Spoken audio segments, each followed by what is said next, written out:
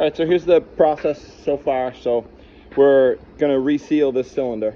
So basically, I just took the hoses off, plugged them, drained the cylinder out just by putting a little piece of hose on that I had the right fitting for, pushed all the oil out.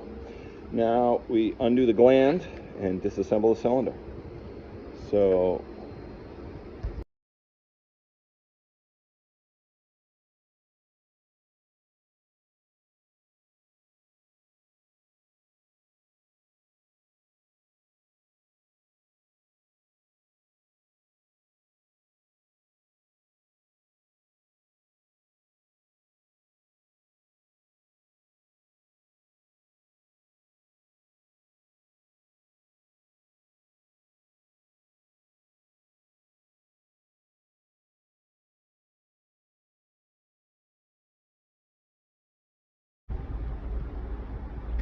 alright, so using the spanner, I pull the gland out, and now you can see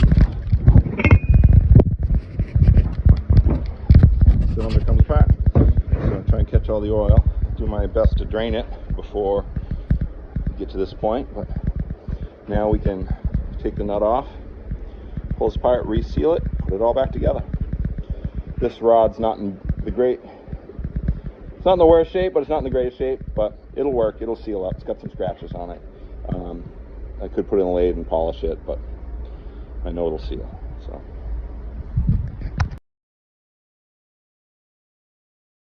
Alright, so I just threw the rod back in the machine so I can use it to hold the rod while I take the nut off. So this nut is from the spec from the factory is like 1,500 foot-pounds. So what I typically do is just put a big bar on it and kind of take a mental note of how much work it is to get the nut loose and try and duplicate that, putting it back together. I am going to slide that pin the rest of the way in before I start twisting on that so I don't bend anything.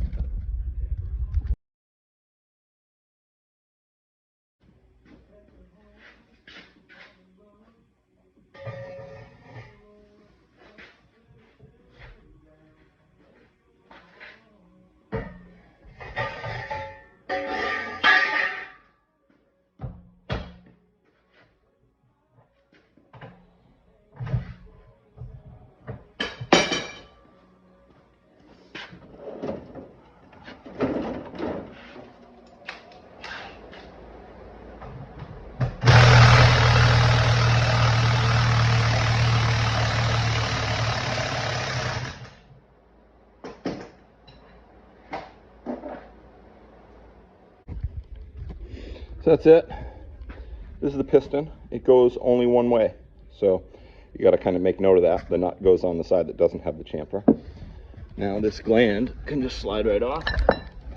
That rod can stay there. We'll get all this stuff cleaned up and go from there.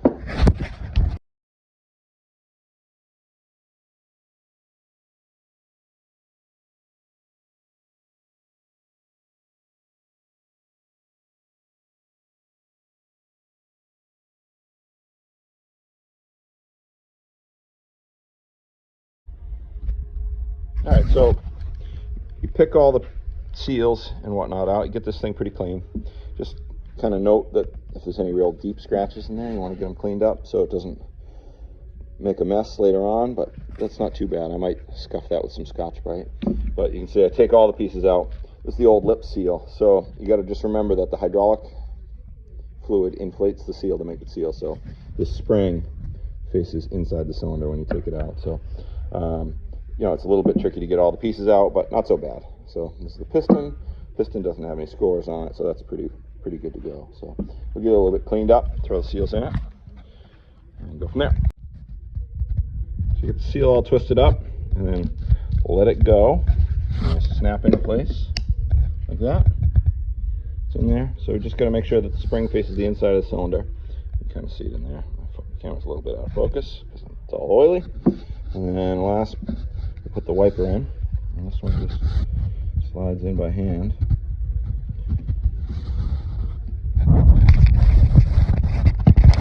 Kind of do like the twister does, get it pulled in and then snap it into place.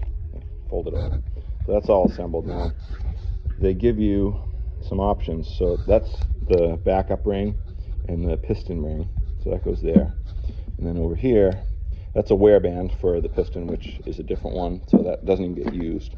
And now they give me an O-ring for the outside, and they give me a different style. So this is a backup ring and an O-ring. So when you see a backup ring, the backup ring goes on the not pressure side. So that's the backup ring, goes there.